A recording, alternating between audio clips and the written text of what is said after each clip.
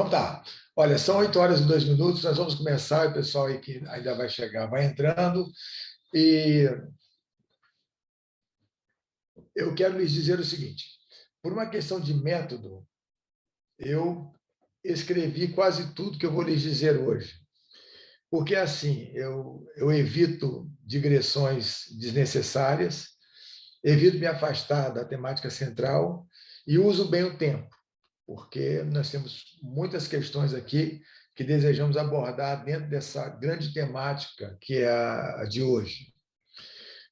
Então, o que eu vou fazer? Eu vou ler o material que eu produzi, trouxe para vocês, e vou fazendo pontuações, e se houver tempo lá na frente, a gente abre para perguntas e também para colaborações. Eu digo se houver tempo, porque nós queremos ficar dentro dessa faixa aí das 8h, das 20h às 21h, considerando, inclusive, que há pessoas de outros países participando conosco e que estão em fusos diferentes. Então, a ideia é começarmos agora, estamos começando, são 8h03 aqui, 8h02, e vamos até mais ou menos às 8h50, e, havendo tempo, a gente abre para perguntas, colaborações, o que sempre enriquece o nosso encontro. Mas vamos lá. O nosso tema é, do meu ponto de vista, muito instigante. Como nos tornamos nós mesmos? O fascinante processo de produção de si à luz da psicologia do inconsciente, portanto, à luz da psicanálise. E eu quero apresentar aqui algumas informações introdutórias. A primeira, o que eu trago para vocês é parte de uma palestra que eu tive o privilégio e a honra de ministrar em julho, numa conferência nos Estados Unidos, em que esse assunto foi tratado. Então, não se trata de material inédito. Também aqui eu reuni algumas ideias relacionadas ao processo de autoprodução, na perspectiva da psicanálise, que eu apresento em alguns dos cursos em que ministro. Então, não se trata de material inédito, mas sim de uma pesquisa que eu venho desenvolvendo já há alguns anos, passando pelo mestrado, também pelo doutorado, até os dias de hoje.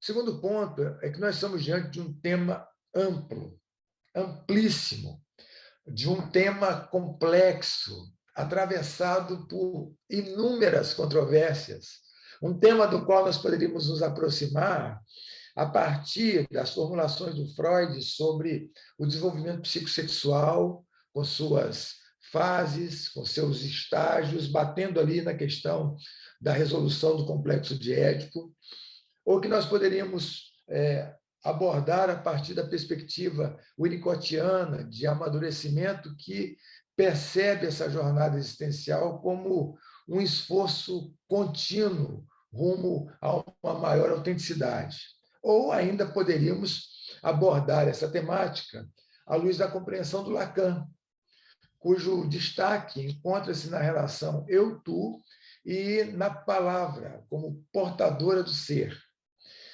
Além, é claro, de tantas outras escolas psicanalíticas que a gente poderia citar. Então, diante disso aqui, eu resolvi abordar essa temática numa perspectiva que eu vou chamar de multimatricial, colocando, portanto, em diálogo algumas das mais importantes escolas da psicanálise e dialogal, conversando também com outras escolas de sabedoria, com outros campos do conhecimento. Por fim, como elemento introdutório, eu quero enfatizar que eu não tenho nenhuma pretensão de esgotar esse assunto.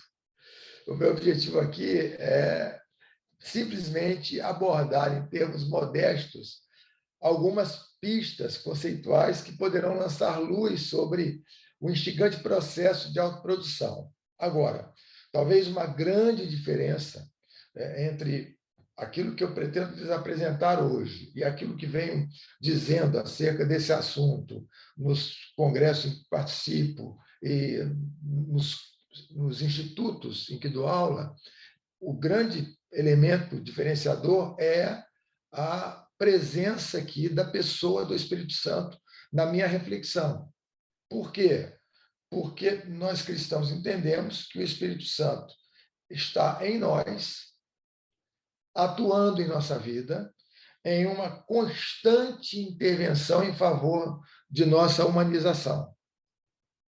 Então, além de eu trabalhar os diálogos fundantes que estão relacionados ao processo de produção de si, eu quero falar um pouco sobre essa presença generosa, poderosa do Espírito Santo em nossa vida, visando conformar-nos total e plenamente ao Mestre de Nazaré. Então, depois de termos taxiado, vamos decolar. Vamos lá. Eu quero começar com uma afirmação maiúscula, uma afirmação decisiva, com uma afirmação poderosa. O sujeito não nasce no parto. Embora nós pudéssemos falar sobre o bebê que nasce antes de nascer, que é o bebê simbólico, aquele que é uma realidade no âmbito dos desejos dos pais, o bebê idealizado, o bebê esperado, o bebê aguardado, nós vamos trabalhar na perspectiva de que o sujeito, nos termos clássicos da psicanálise, não nasce no parto. Como nós sabemos, o Freud, lá no seu esboço de psicanálise, que, aliás, é um texto póstumo, porque o Freud falece em 1939, em Londres, e o livro é lançado em 1940. Então, nesse texto, o Freud salienta que não há ego no recém-nascido. Então, percebam que há, em Freud, uma certa distinção entre o nascimento biológico e o nascimento psicológico. Portanto, o psiquismo se estruturaria e se desenvolveria a partir do nascimento da criança. O Gabriel Garcia Marques, aquele escritor, jornalista, ativista social colombiano, falecido em 2014 no México, ele tem uma frase lapidar sobre esse processo de desenvolvimento. Ele diz o seguinte: os seres humanos não nascem de uma vez por todas no dia em que suas mães os dão à luz, mas a vida os obriga continuamente a dar à luz a si mesmos. O que ele está dizendo? Ele está dizendo que esse processo de produção de si é uma experiência de nascer e renascer constantemente. Ele usa essa metáfora do nascimento biológico para falar sobre o nascimento e o renascimento do sujeito. Nos dias de hoje, eu lhe diria o seguinte, que ele está ressaltando a possibilidade de nos reinventarmos, de dizermos a nós mesmos que podemos ocupar um novo lugar no mundo, assumindo todos os riscos de nos tornarmos total e plenamente nós mesmos. Correr esse risco de nascer, renascer, inventar-se e reinventar-se com o fito de viver a plena experiência de ser si mesmo. Por óbvio, se nós formos por esse caminho, pelo caminho da autenticidade, se nós entrarmos com disposição valente nessa jornada de autoprodução rumo a uma maior totalidade, provavelmente perderemos algumas pessoas. Mas não nos perderemos de nós mesmos. Nos tornaremos cada vez mais pessoas consistentes do ponto de vista psíquico, congruentes, o que, é claro, sempre fortalece a realidade interior. E aqui cabe lembrar o Birman, quando ele diz que a dispossessão de si é sempre traumática. Essa experiência de você desconectar-se de si mesmo, de ter a sensação de que está vivendo distante de seus verdadeiros ideais, de seus desejos mais profundos, de suas perspectivas de vida. Isso faz muito mal para a alma. E aqui eu posso lhes dizer que há algo parecido com isso na fala da Verena Kest, neste livrinho aqui, extraordinário, primeira receita de livro para vocês hoje, Verena Kest, O Caminho para Si Mesmo. Alguns de vocês já conhecem este texto. Aqui, a Verena Kest, que é uma terapeuta junguiana suíça, ao citar o Fromm, ela diz o seguinte, olhem só que frase: um grande objetivo da vida é que o ser humano deveria nascer antes de morrer, que não deveríamos nos tornar cópias de outras pessoas. Então, veja o desafio diante do qual todos nós estamos, eu diria, dioturnamente. O desafio de nos tornarmos tudo aquilo que potencialmente podemos ser. Alguém disse com propriedade que nosso tempo aqui é muito limitado, logo, não devemos desperdiçá-lo tentando viver a vida de outra pessoa. Aí está o desafio de nos tornarmos, a cada dia, mais e mais, tudo aquilo que potencialmente podemos nos tornar. E ela aqui, a Verena Kest, está pensando sobre um desenvolver-se rumo a uma maior autenticidade. E ela ressalva que vir a ser inteiro é uma utopia. No melhor dos casos, nós estamos a caminho. Então, nessa introdução, fica evidente que viver é estar a caminho. Viver é prosseguir na jornada de construção de si. Essa é a lógica inicial dessa nossa conversa. Mas a nossa questão central é como o ser biológico se torna um sujeito. E eu aqui não estou me referindo ao sujeito social, eu não estou me referindo de forma mais ampla ao sujeito teológico, porque o sujeito teológico é aquele que possui uma destinação teologal. Eu não estou fazendo referência direta a esse sujeito. Aqui, por enquanto, eu estou pensando nesse sujeito da psicanálise.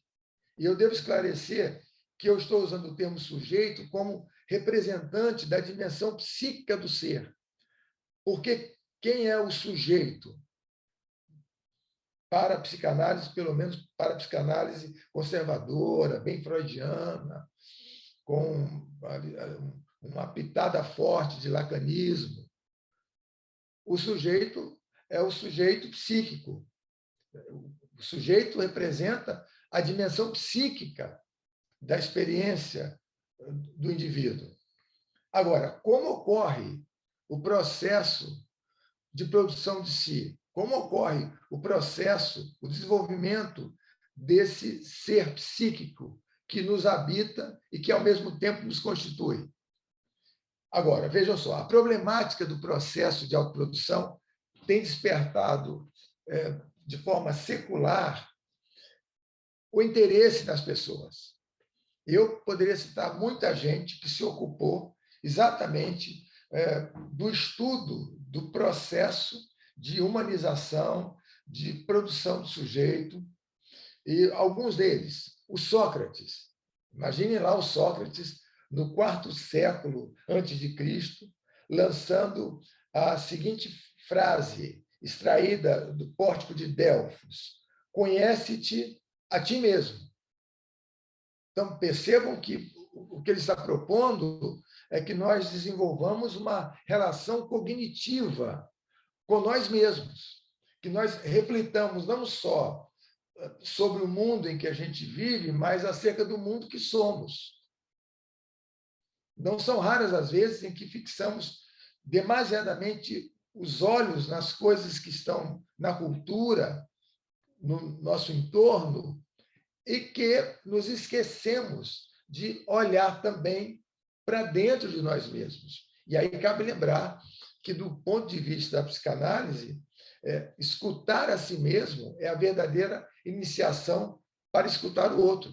Foi isso que o Freud percebeu no início de seus estudos, que para melhor compreender as pessoas com quem lidava em sua clínica, era, em primeiro lugar, necessário compreender melhor a si mesmo. Então, a psicanálise é uma disciplina que nos diz o seguinte: comecem por vocês mesmos.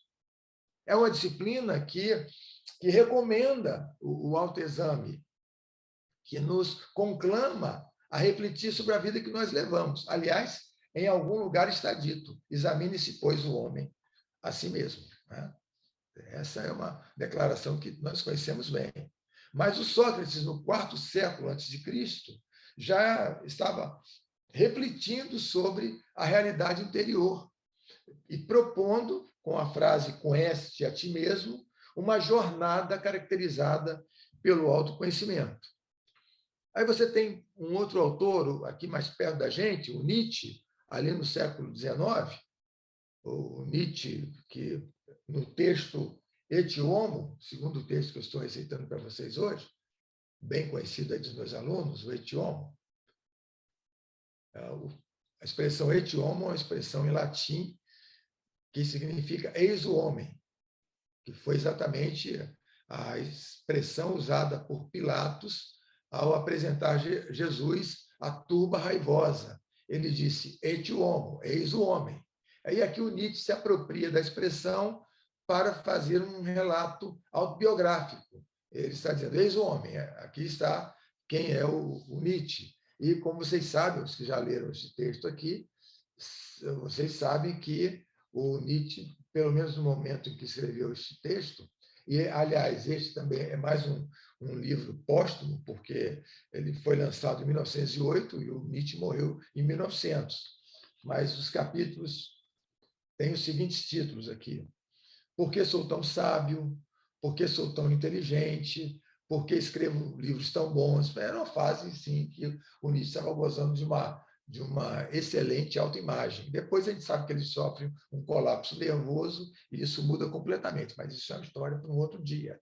Mas o que o Nietzsche está fazendo aqui? Está tentando entender melhor a si mesmo e apresentar para as pessoas um pouco daquilo que ele é.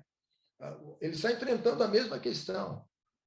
Como me tornei quem sou?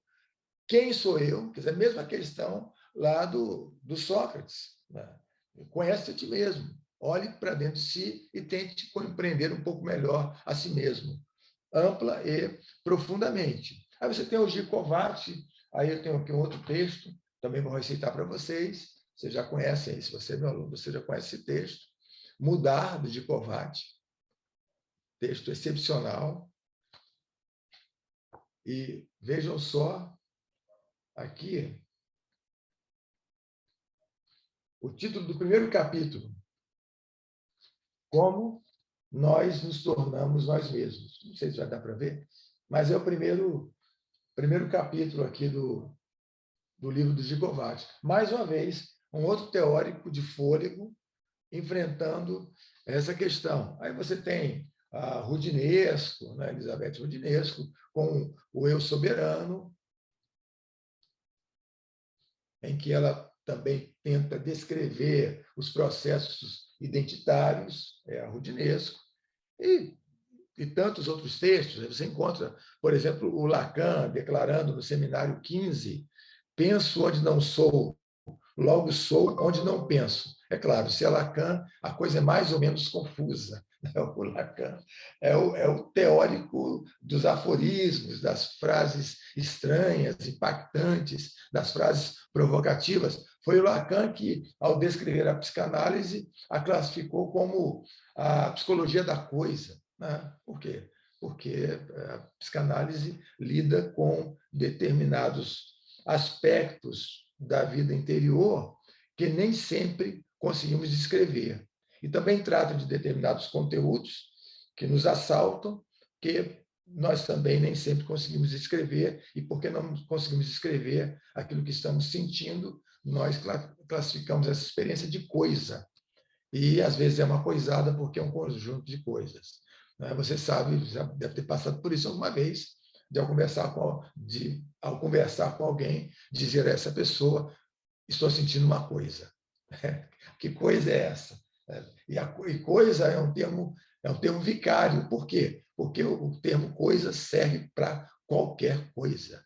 Esse aqui seria o ponto. Mas o Lacan também está explorando essa ideia, tentando entender um pouco melhor o funcionamento de sua própria estrutura e fazendo essa afirmação que coloca em relevo o fato de que nós somos amplamente governados pelo inconsciente. Eles pensam onde não sou, logo sou onde não penso. Então, o lugar do sujeito, de acordo com Lacan, é o lugar do não saber. Esse aqui seria o ponto do Lacan, do não saber. O que nos leva à ideia de que o conhecimento que possuímos acerca de nós mesmos é tão somente parcial. E vocês sabem que, claro, o Lacan não subscrevia a teologia paulina, mas essa é uma ideia bem paulina, essa ideia de que nós ocupamos esse lugar do não saber, dado que Paulo faz a seguinte afirmação: em parte conhecemos. Então, o conhecimento que possuímos, tanto de nós mesmos, quanto do mundo em que vivemos, é parcial. Em parte, conhecemos. Agora, vejam que quando a psicanálise fala sobre o ser humano, sobre essas características que nos identificam, sobre aquilo que nos escapa, porque para a psicologia do inconsciente há na experiência existencial sempre algo que nos escapa. Se você está anotando, então anote isso, que é muito interessante. Quer dizer, para a psicanálise, há, na experiência existencial, sempre algo que nos escapa. Mas, enquanto nós tratamos de tudo isso, nós estamos, como vocês podem perceber, descrevendo o ser humano. Então, nós podemos dizer que há, na psicanálise, uma perspectiva antropológica. Há uma antropologia associada à psicanálise. No cerne da reflexão e da clínica psicanalíticas encontra-se o ser humano. A psicanálise fala sobre o ser humano, mas de qual ser humano a psicanálise fala? Esse seria aqui um de nossos pontos. Assim como a sociologia descreve o ser humano, assim como a teologia descreve o ser humano, assim como outros campos do conhecimento descrevem o ente humano, a psicanálise também, porque nela existe um elemento antropológico. E aqui eu tenho uma declaração do Viktor Frankl, que vocês já conhecem, né? Houve aqui um módulo, uma conversa sobre isso com a doutora Rita Mantuano, que trouxe para a gente aqui uma reflexão sobre a experiência existencial na perspectiva, né, na lógica da logoterapia. O Frankl diz o seguinte: de fato, toda psicoterapia toma por sua uma determinada antropologia, também a psicanálise. Mas se a psicanálise fala do ser humano, de qual ser humano fala?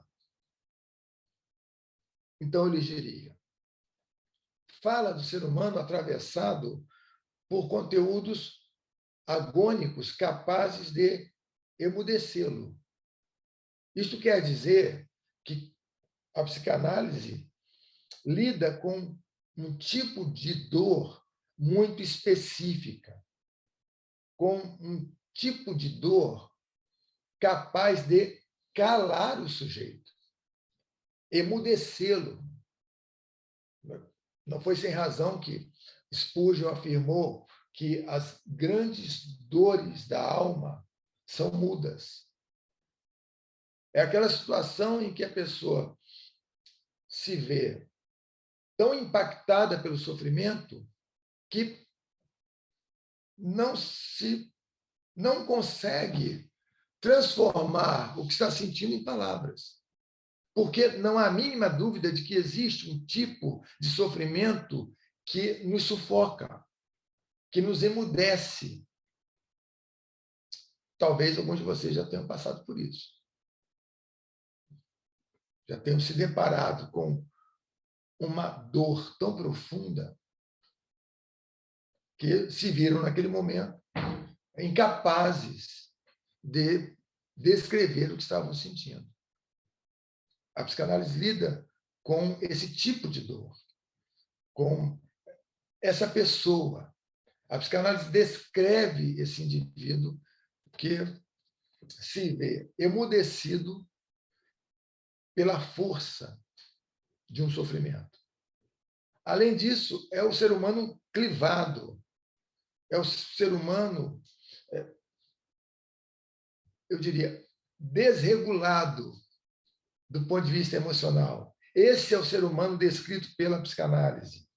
É o ser humano afligido pela percepção da própria finitude, que ele descobriu, por alguma razão, através de alguma experiência, que a vida dura pouco, que a vida é curta e difícil na maior parte do tempo. Então, é esse ser humano que sofre. A psicanálise fala sobre homens e mulheres sofrentes, ainda sobre pessoas desejosas de se tornarem contemporâneas de si mesmas, que não desejam mais viver sob a força do passado, tampouco sob o poder da ansiedade antecipatória associada ao futuro. Elas querem viver o hoje e viver essa realidade presente plenamente. E o Lacan vai dizer uma coisa muito interessante, que o objetivo da psicanálise é promover um bem viver. Esse é o Lacan falando. Quando você entra na obra do Lacan e descobre o maior representante do freudismo francês, afirmando inúmeras vezes que a psicanálise pretende acordar o sujeito, ele está falando exatamente sobre isso, sobre a necessidade de despertarmos para dentro a fim de acordarmos para fora. Despertarmos para dentro a fim de acordarmos para a vida. Por isso que o Lacan, e é claro que vocês não devem fazer isso, o Lacan chegava a sacudir alguns de seus pacientes. Ele os sacudia e lhes dizia: acordem, acordem porque a vida é curta e deve ser vivida. Então, essa seria uma ideia bem lacaniana, a de que o sujeito deita no divã para não dormir na vida. A psicanálise pretende acordar o sujeito. Quem é o ser humano sobre o qual a psicanálise fala? É alguém marcado pelo sofrimento, que se vê emudecido diante de sua própria finitude, da percepção de sua finitude. É alguém governado por um saber do qual não se dá conta.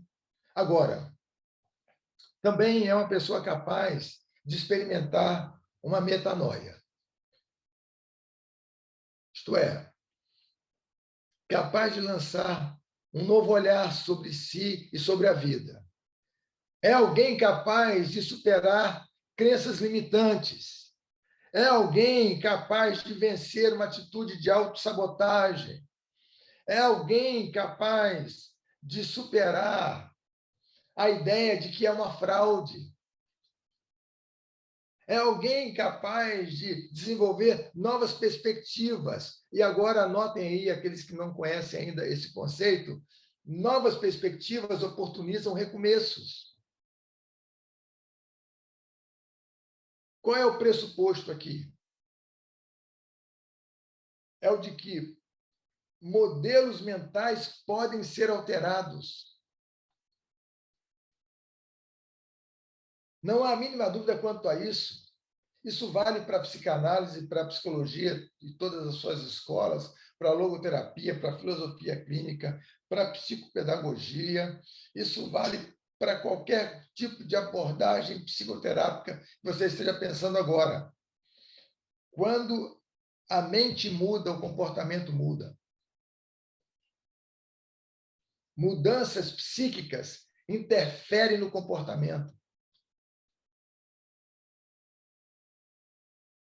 Quando nós pensamos no Freud, nós pensamos em alguém marcado por certo determinismo. Há um elemento de determinismo em Freud. Por quê? Porque ele dizia que ninguém escapa da influência do inconsciente.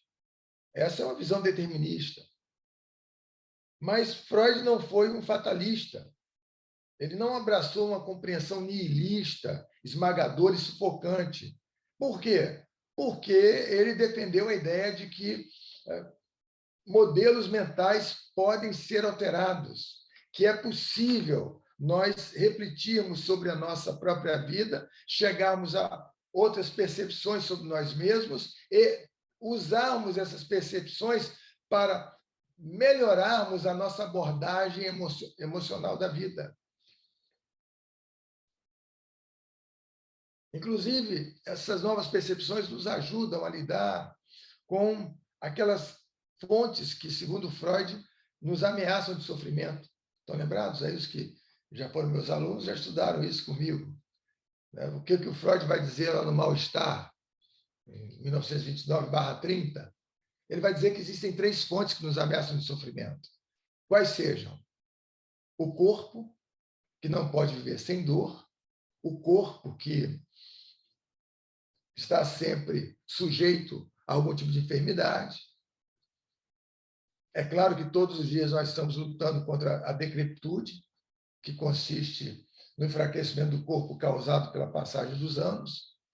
Então, o corpo nos ameaça de sofrimento. Depois nós temos a cultura, com tudo aquilo que está no mundo. O Freud diz que o mundo pode se voltar contra nós sem demonstrar misericórdia. Esse é o Freud falando. Por fim, nós sabemos o campo das relações interpessoais. Ele vai dizer que é desse campo que provém as dores mais profundas. Bem, se você já sofreu uma traição, você tende a concordar com Freud. Se você já sofreu calúnia, a sua tendência é a de concordar com Freud. E agora, quando nós encontramos aqui essa conversa entre o Bauman e o Gustavo Dessau, neste texto maravilhoso que eu quero receitar para vocês também, O Retorno do Pêndulo, a gente podia fazer aqui um encontro só para tratar do conteúdo deste livro, que é extraordinário. Mas aqui, quer dizer, esse livro nasce a partir das cartas trocadas entre o Bauman, né, o teórico, sociólogo polonês, radicado na Inglaterra, que já faleceu, e o Dessau, que é um psicanalista argentino, contemporâneo nosso, Gustavo Dessau. Então, esse livro surge a partir dessas cartas trocadas por eles. E aqui eles intuem que há na obra do Freud uma quarta fonte que nos ameaça de sofrimento. E aí o Dessau, ele diz aqui, vou ler para vocês brilhantemente, ele diz assim, olha, refiro-me, como você bem sabe, está conversando com o Bauman, ao fato de que o homem encontra em si mesmo a mais intensa e incontrolável fonte de sofrimento. Eu diria que ninguém pode se considerar a salvo de si mesmo. Estamos sempre ameaçados diante da possibilidade de nossa própria traição. Ele está falando sobre uma quarta fonte de sofrimento, que seria a condição humana. Quando ele diz, olha, ninguém escapa de si mesmo. E, às vezes, nós nos auto-sabotamos.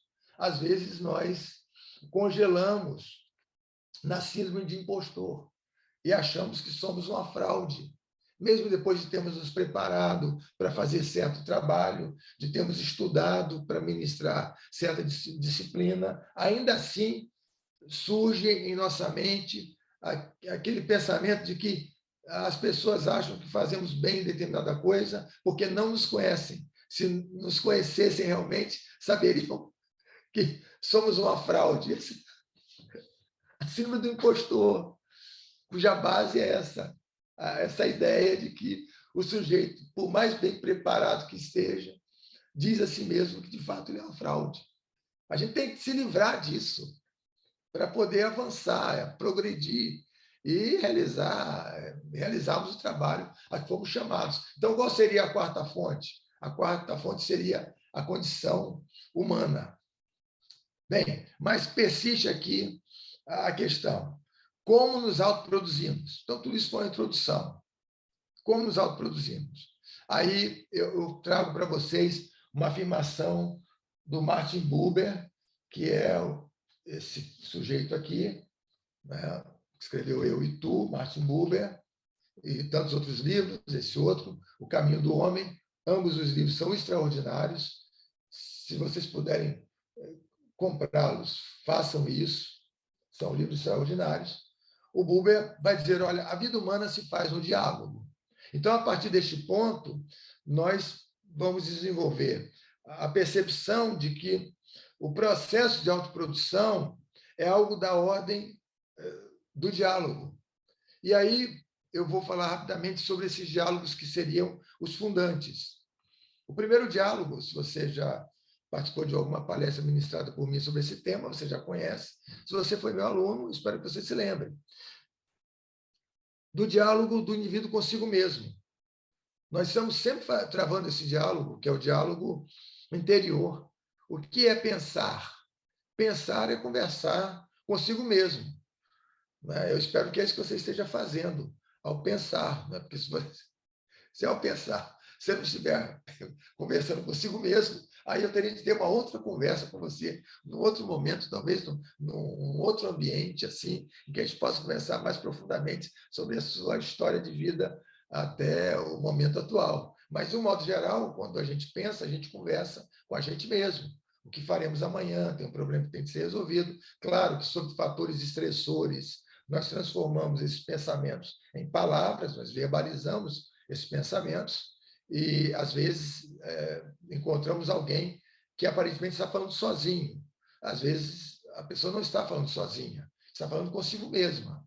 Eu mesmo, quando viajo por muito tempo de carro, eu vou falando em voz alta. Parei uma vez aqui num farol na Avenida das Américas, e eu estava falando alto comigo mesmo. Quando percebi que a pessoa do lado olhou para o meu carro, eu comecei a cantar para disfarçar, para o sujeito não achar que estava enlouquecendo.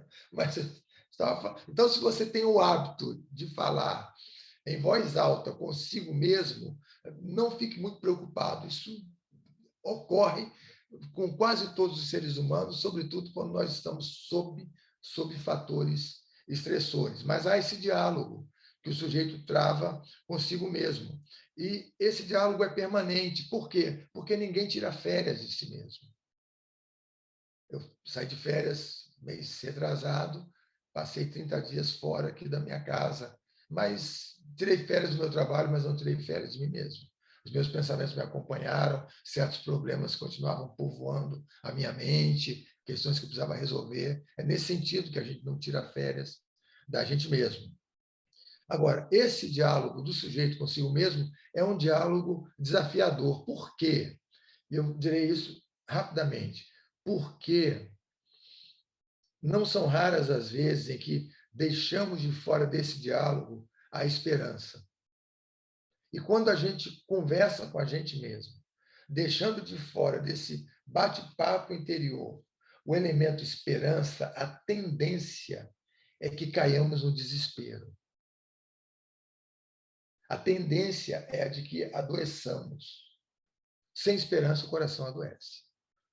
O Dante Alighieri, considerado o maior poeta italiano de todos os tempos, em sua obra A Divina Comédia, ele intui que na porta do inferno está escrito: ó vós que entrais, abandonai toda a esperança. Por quê?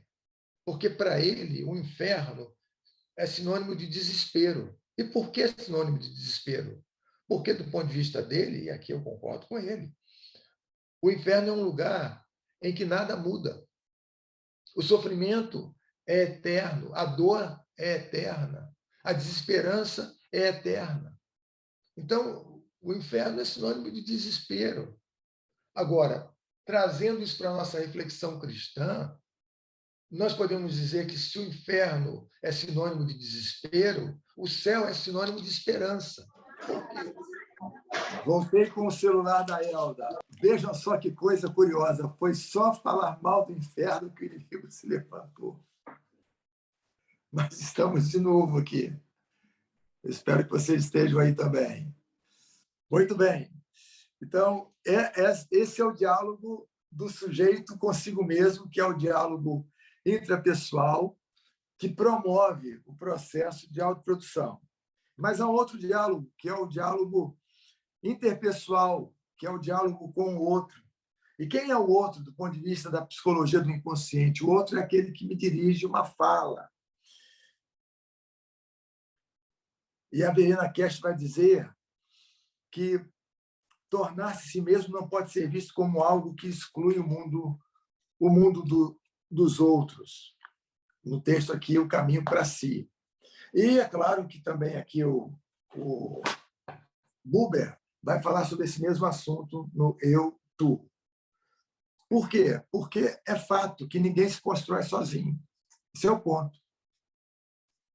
E quando eu calo o outro, eu me empobreço. A relação eu-tu é fundamental para o processo de autoprodução. O que levou o Nietzsche a dizer, por exemplo, eu sou uma pequena multidão. E é o que leva a psicanálise a dizer que todo ser humano é uma pequena multidão. É aquela ideia de que eu sou muitos. Se alguém lhe disser eu sou muitos, você entenderá que a pessoa, naquele momento, está procurando mostrar que percebe que há em si partes das pessoas com quem conviveu. É evidente. Agora, se alguém lhe disser meu nome é Legião, porque somos muitos, aí a providência é outra. Mas essa ideia de eu sou muitos é uma ideia que a gente entende bem, dado que todos nós nos autoconstituímos pegando parte das pessoas com quem convivemos. Agora, esse diálogo com o outro, que é o diálogo interpessoal, também é desafiador. Por quê? Porque exige a prática da alteridade. E o que é a alteridade, em termos modestos? A alteridade é a capacidade de reconhecer o outro como um semelhante. Mas qual é o problema? O problema é que nós vivemos num mundo repleto de pessoas narcisistas, de pessoas perdidamente apaixonadas por si mesmas. Talvez vocês não conheçam pessoas assim, mas elas existem. E o narcisismo enfraquece a alteridade. Então, é só lembrar da história. Vamos pegar a versão mais conhecida. O Narciso era filho de um deus com uma ninfa. Quem é o pai do garoto? Deus. E quem é a mãe? A rainha ninfa. Dá ou não dá para tirar onda na escola? Dá para tirar onda na escola. O Narciso era um sujeito dotado de um abdômen negativo. O meu está mais 3, mais 3,5, mais 4, ele era negativo. Então, esse sujeito, um dia, contempla o reflexo de seu rosto no espelho d'água, apaixona-se por si mesmo, entra num estado de inanição, morre, cai nesse rio, nesse lago, dependendo da versão, e transforma-se numa flor, a flor de Narciso. Se você vier ao Jardim Botânico do Rio de Janeiro, você vai encontrar a flor de Narciso, uma flor aquática. Mas qual é o problema da história? O problema dessa história é que Narciso morre sozinho. Quer dizer, esse parece ser o destino daquelas pessoas que, ao longo da vida, só foram capazes de olhar para si mesmas. E a presença do narcisismo em nossa sociedade enfraquece a alteridade. Então, há muita dificuldade de se construir uma relação significativa, fortalecedora do processo de autoprodução, quando convivemos com homens e mulheres que só conseguem olhar para si mesmos. Então, o diálogo interpessoal pode transformar-se numa experiência caótica, mas também é capaz de oportunizar o mútuo enriquecimento. Então, há o diálogo que o sujeito trava consigo mesmo, que é o intrapessoal. Há o diálogo que o sujeito trava com o outro, que é o interpessoal. E há o diálogo com a cultura. O indivíduo também se estrutura psiquicamente por meio da introjeção da cultura como caminho para a construção da subjetividade. Posso até repetir o conceito, ficou comprida a frase, não é? Mas o indivíduo também se estrutura psiquicamente por meio da introjeção da cultura como caminho para a construção da subjetividade. Então, o que eu estou querendo dizer com isso? É que a subjetividade emana de um contexto, do diálogo do sujeito com a cultura em que está inserido. Por óbvio, há diferenças entre a cultura brasileira e a cultura americana, a cultura europeia e a cultura da América do Sul. Há diferenças. E esses aspectos culturais incidem sobre o processo de produção do sujeito. É por isso que nós falamos que a subjetividade emana de um contexto. Então, vejam aí que a pessoa vai se autoconstituindo ao dialogar consigo mesma, ao dialogar com o outro e ao dialogar com os dados do mundo, com os dados da cultura. Agora, a cultura pode fazer declinar a esperança. Por quê? Porque há, na fisionomia de nossos dias, do tempo em que vivemos, elementos tendentes a esvaziar as nossas expectativas, consumir o nosso vigor, tais como a violência, o terrorismo, o desemprego, a injustiça. Então, notem que o processo de tornar-se si mesmo ocorre tanto no campo do si mesmo como no campo do outro, e ainda na relação do sujeito com a cultura, particularmente com o período histórico em que está inserido. Aí nós temos um problema sério aqui. Por quê? Porque parte do sofrimento psíquico tem sua raiz na cultura. Que tempo é esse que a gente vive? Gente, falando em tempo, eu estourei o nosso tempo. Vocês aguentam mais 10 minutos? Quantos aguentam mais 10 minutos? É possível? Então, tá, vocês são muito generosos. Eu agradeço. Tá bom. Mas que tempo é esse? Então, como eu lhes disse, há na atualidade inúmeros aspectos tendentes a enfraquecer a experiência humana. Trata-se de fatores que tornam os nossos dias sombrios, portadores de elementos desestabilizadores do eu interior. Então, eu vou conversar com alguns teóricos aqui para que nós melhor compreendamos o mundo no qual vivemos. Então, vamos pegar o Bauman, o Zygmunt Bauman, que é o teórico dos líquidos. Pois bem, o Bauman vai dizer que o mundo contemporâneo é um mundo desordenado, é um mundo marcado pela degradação do ambiente, pela compulsão pelo consumismo, pela busca do prazer a todo custo. É um mundo que desafia a vida humana. Ele diz que esse é um mundo de incertezas, de transitoriedades, é uma sociedade de laços frágeis, precários, é uma vida em condições de incerteza. Isso é o Bauman falando. Quem é o Bauman? O Bauman é o cara do mundo líquido. Ele é o teórico dos líquidos. Né? Ele se apropria de uma ideia que ele encontra no texto O Manifesto Comunista, de 1848. Ele se apropria de uma ideia que apontava para o fato de que as coisas se dissolvem no ar, e, a partir dessa ideia, ele cria uma tradição de pensamento, que é essa teoria de um mundo líquido. Ele fala sobre o mundo líquido, o medo líquido, o amor líquido. Quer dizer, ele está falando sobre uma realidade inserida num processo de liquefação, em que as coisas se derretem.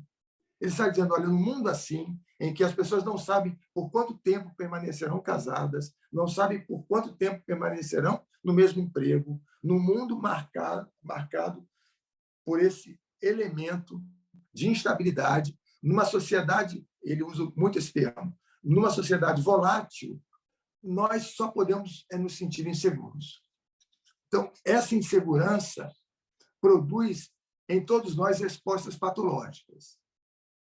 Aí, vamos pegar um outro teórico, o David Zimmerman, que escreveu vários livros, inclusive este aqui, que é um dos meus preferidos. Conhecem o livro do olho, do Zimmerman? Manual de Técnica Psicanalítica. Então, se você é do campo da psicanálise, tem apreço pela psicanálise e desenvolve uma clínica em que a psicanálise também está presente, aqui está um ótimo livro para você adquirir, caso você não o tenha adquirido ainda. Manual de Técnica Psicanalítica, um livro de umas 400 páginas, em que o Zimmermann explora inúmeros temas relacionados à natureza terapêutica da psicanálise, à clínica psicanalítica. O que o Zimmermann vai dizer? O Zimmermann vai dizer que nós vivemos num mundo que nos esvazia, um mundo que produz homens e mulheres, olha só isso, hein? Um mundo que produz homens e mulheres cheios de grandes vazios. Porque é um mundo que arranca de nós nossas expectativas. É um mundo que nos cansa. Por isso que o Birman vai dizer aqui, neste texto, O Sujeito na Contemporaneidade, que é um texto delicioso do Birman, ele vai dizer que, na atualidade, a sociedade em que a gente vive está muito marcada por aquilo que ele chama de síndrome do cansaço crônico.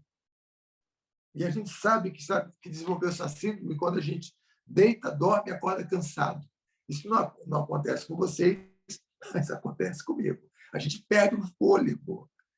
Né? É uma coisa interessante. E o Zimmermann fala sobre isso. Ele vai falar sobre o processo de dissubstancialização do sujeito, que indica a perda da substância interior, que promove esse esvaziamento do sujeito.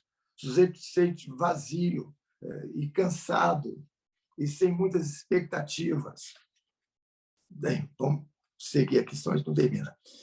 Aí você tem o Frankl que fala sobre as neuroses noogênicas. O Frankl, do Viktor Frankl, Em Busca de Sentido. Estão lembrados?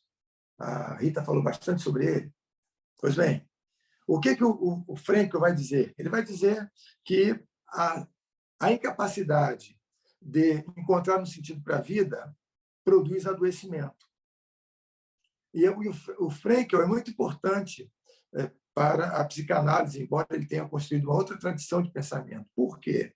Porque a psicanálise lida com as neuroses psicogênicas, que são aquelas causadas por fatores psicológicos. A psicanálise desenvolveu uma estratégia para enfrentar esse tipo de neurose. Mas a logoterapia lida com um tipo de neurose que nós, psicanalistas, conhecemos pouco. Daí a importância de dialogarmos com Frankl, para que enriqueçamos o pensamento da logoterapia e que tenhamos também o nosso pensamento psicanalítico enriquecido, porque o Frankl trabalha enfrentando as neuroses noogênicas, que são produzidas pela incapacidade do sujeito de encontrar um sentido para a vida.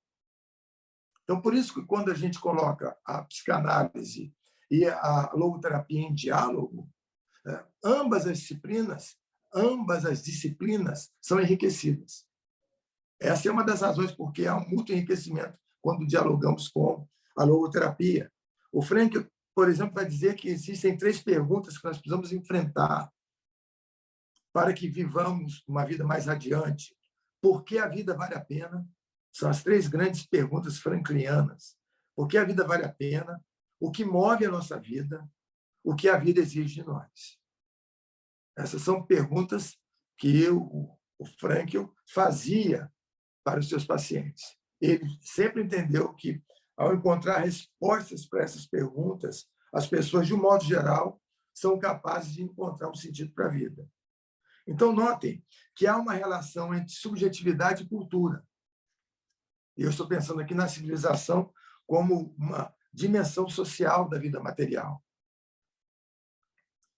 E esses pontos que eu trouxe para vocês, o Birman, com essa questão da síndrome do cansaço crônico, o Zimmermann, com a questão da dissubstancialização do sujeito, o Bauman, com a problemática do mundo líquido, de um mundo volátil, o Frankl, com as neuroses noogênicas, quer dizer, todos esses elementos que perpassam a teia social, que estão presentes na questão da violência, na questão da injustiça, dos desmandos. Quer dizer, todos esses elementos tendem a provocar em todos nós respostas patológicas.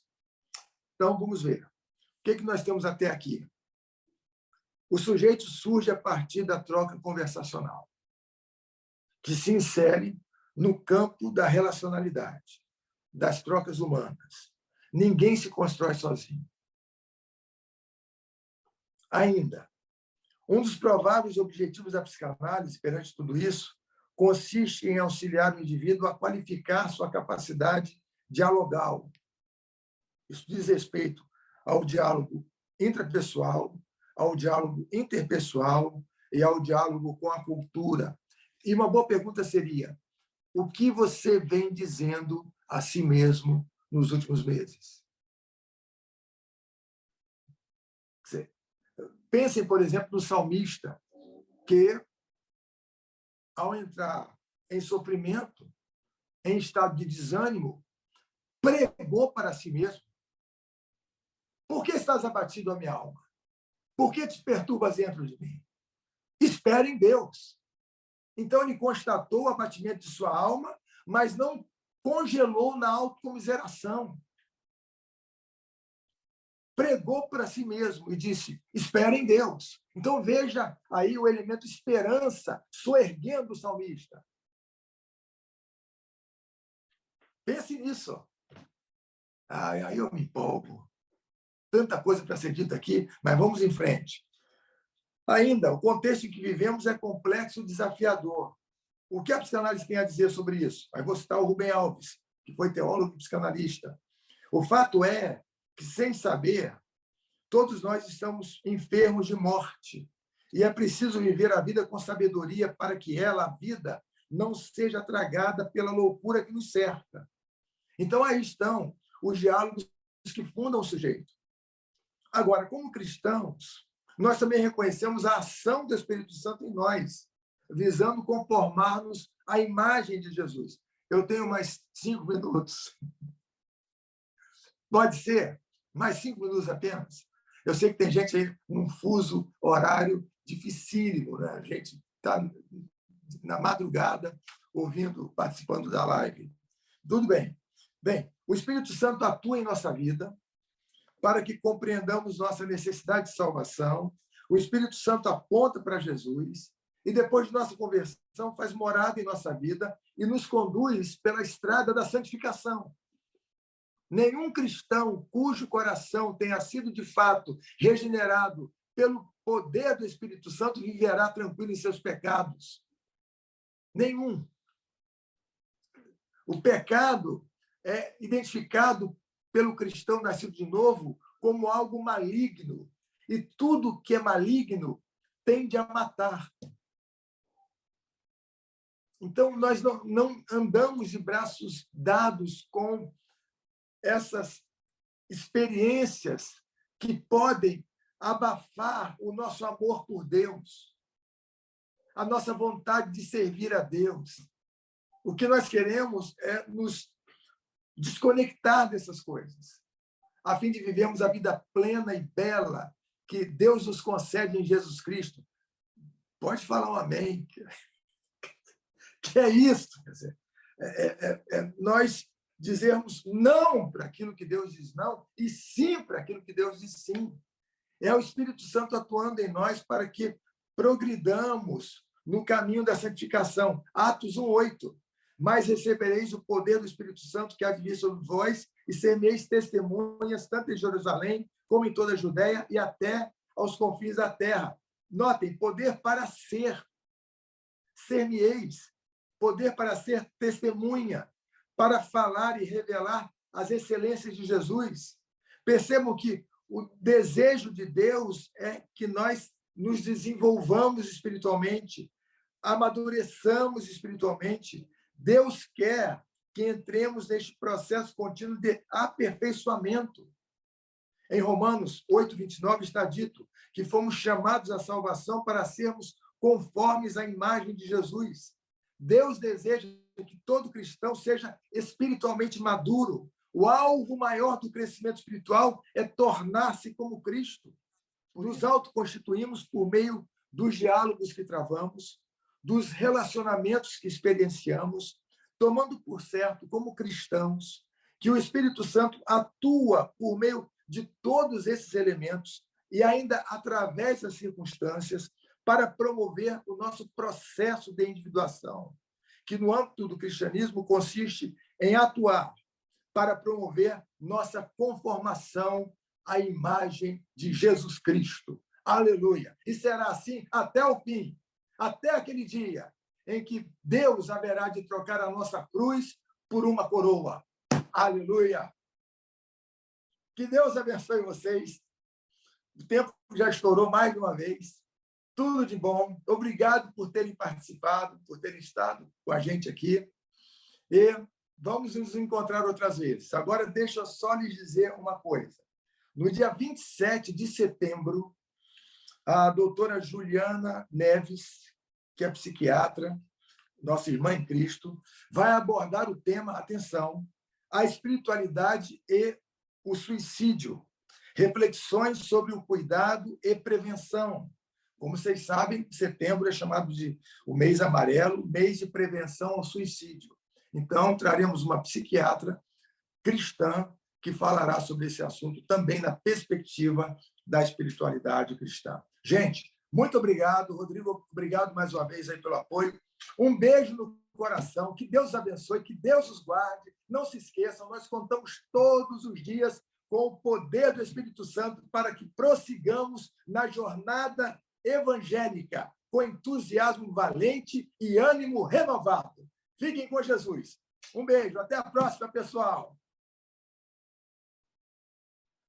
Valeu, pastor. Valeu, professor.